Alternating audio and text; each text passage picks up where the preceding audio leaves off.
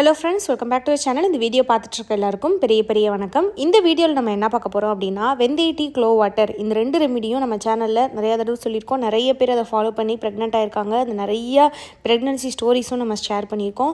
வெந்தய டீ எவ்வளோ நாள் எடுக்கணும், க்ளோ வாட்டர் எவ்வளோ நாள் எடுக்கணும் அப்படின்றத பற்றி தான் பார்க்க போகிறோம். வெந்தய டீ உங்கள் எல்லாருக்குமே தெரியும், ரெகுலர் பீரியட்ஸ் இருக்கவங்களுக்கு ஹெல்ப் பண்ணும். பிசிஓடி, ஹார்மோன் இம்பேலன்ஸ் இருக்கவங்களுக்கு, எக் க்ரோத், ஓவலேஷனில் பிரச்சனை வரும். அந்த மாதிரி இருக்கக்கூடியவங்க வெந்தய டீ டெய்லி எடுத்தாங்க அப்படின்னா அவங்களுக்கு அந்த கருமுட்டை சுற்றி இருக்கக்கூடிய நீரை கரைச்சி பாடியில் இருக்கக்கூடிய எக்ஸ்ட்ரா சுகரையும் கரைச்சி நமக்கு ஓவலேஷன் ஆகிறதுக்கு இந்த வெந்தய டீ ஹெல்ப் பண்ணும். க்ளோ வாட்டர் எதுக்கு ஹெல்ப் பண்ணும் அப்படின்னு பார்த்தீங்கன்னா, நமக்கு ஓவலேஷன் ஆகிறதுக்கு ஒரு குறிப்பிட்ட ஹார்மோன், LH ஹார்மோன் அப்படின்றது ரொம்ப முக்கியம். அந்த ஹார்மோன் இருந்தால்தான் எக் க்ரோத் கரெக்டாக நடந்திருந்தாலும் ஓவலேஷனில் பிரச்சனை இருக்காது. ஸோ இந்த க்ளோ வாட்டர் அப்படின்றது ஒன்றும் கிடையாது, கிராம்பு தண்ணீர் நம்ம யூஸ் பண்ணுறோம்ல, ஸ்பைஸ் கிராம்பு, அதை ஊற வச்சு கொதிக்க வச்ச டீ, அதை தான் கிராம்பு தண்ணீர்.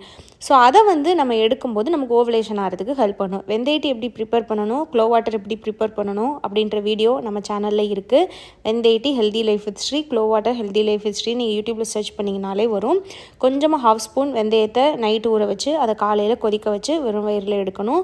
க்ளோ வாட்டரும் அதே மாதிரியே நைட்டு ஊற வச்சு காலையில் கொதிக்க வச்சு வெந்தய டீ எடுத்து 1/2 மணி நேரம் கழித்து க்ளோ வாட்டர் எடுக்கணும். க்ளோ வாட்டர் எம்டி ஸ்டமக்கில் எடுக்கணும்னு கம்பல்சரி கிடையாது. சாப்பிட்டுட்டு டிஃபன் சாப்பிட்டு ஒரு 1 ஹவர் 1/2 ஹவர் கழித்து கூட எடுக்கலாம். ரெண்டையும் ஒரே டயத்தில் எடுக்கிறது நல்லதா அப்படின்னு சொல்லி கேட்பாங்க. ரெண்டையும் ஒரே டயத்தில் எடுக்கிறதுனால எடுக்கலாம்.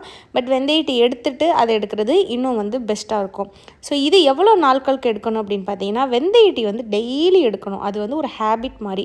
அது இப்போ நீங்கள் காலையில் எழுந்திரிச்சோடனே நம்ம தண்ணி குடிக்கிறோம், டீ காஃபி குடிக்கிறோம் பாருங்கள், அதே மாதிரி வெந்தய டீயை நீங்கள் டெய்லி எடுத்திங்கன்னா ரொம்ப நல்லது.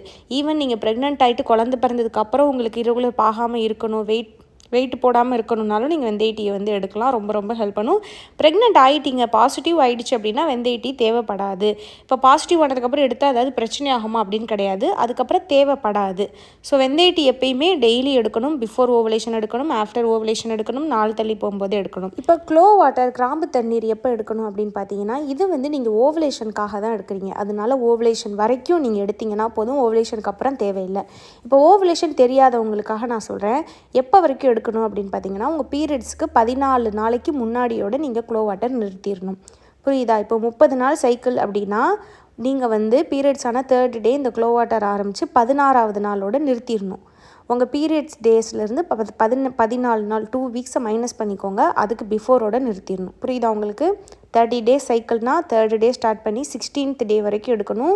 உங்கள் பீரியட்ஸ்க்கு 2 வீக்ஸ் பிஃபோரோட இந்த க்ளோ வாட்டரை நீங்கள் நிறுத்திடணும். ஸோ இதுதான் பார்த்தீங்கன்னா ரெகுலராக நீங்கள் க்ளோ வாட்டர் ரெகுலர் பீரியட்ஸ் இருக்கவங்க. இப்போ இரகுலர் இருக்குது, எனக்கு தெரியாது, இப்போ நீங்கள் 30 டேஸ் சைக்கிள்னால் 2 வீக்ஸ்க்கு பிஃபோர் ஸ்டாப் பண்ண சொல்கிறீங்க, என்னோட பீரியட் சைக்கிள் தெரியலை அப்படின்றவங்க 25 டேஸ் வரைக்கும் நீங்கள் க்ளோ வாட்டர் எடுக்கலாம். பீரியடான 3rd டேலேருந்து 20 வரைக்கும் எடுக்கலாம். ரொம்ப இரகுலர் 50-60 நாள்னால் 25 டேஸ் வரைக்கும் நீங்கள் எடுக்கலாம். இது ரெகுலர் பீரியட்ஸ் இருக்கவங்களும் எடுக்கலாம். இந்த 2 ரெமிடியுமே இரகுலர் பீரியட்ஸ் இருக்கவங்களும் எடுக்கலாம். நீங்கள் ஃபாலிகுலர் ஸ்டடி பண்ணுறவங்க, IUI பண்ணுறவங்க எல்லாருமே இந்த ரெமிடிஸ் தாராளமாக எடுக்கலாம். டேப்லெட்ஸ் கூட எடுக்கலாம். டேப்லெட் எடுக்கும்போது தைராய்டு இருக்கிறவங்க எல்லாருக்குமே எந்த ஒரு பிரச்சனையும் வராது. ப்ரோலாக்டின் ஹார்மோன், இது ஆல்ரெடி நிறைய இடத்துல சொல்லியிருக்கேன். ப்ரோலாக்டின் ஹார்மோன் ஒரு ஹார்மோன். அந்த ஹார்மோன் சிலருக்கு பார்த்திங்கன்னா அதிகமாக இருக்கும்.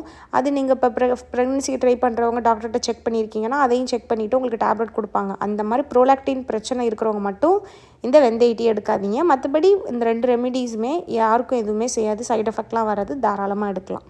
உங்களுக்கு இப்போ வெந்தய டீ உடம்புல ஒத்துக்கலை அப்படின்னா அதுக்கு பதிலாக பட்டைப்பொடி, இதே மாதிரியே சின்னமன் ஸ்டிக் இருக்குது பார்த்தீங்களா, பட்டைப்பொடி, அதை பவுடர் பண்ணி இல்லைனா 2-3 பீஸாக உடச்சி தண்ணியில் கொதிக்க வச்சு அதையும் வெந்தய டீக்கு பதிலாக கொடுக்கலாம். 2மே சேம் பெனிஃபிட் தான். ஸோ இதுக்காக தான் இந்த வீடியோ.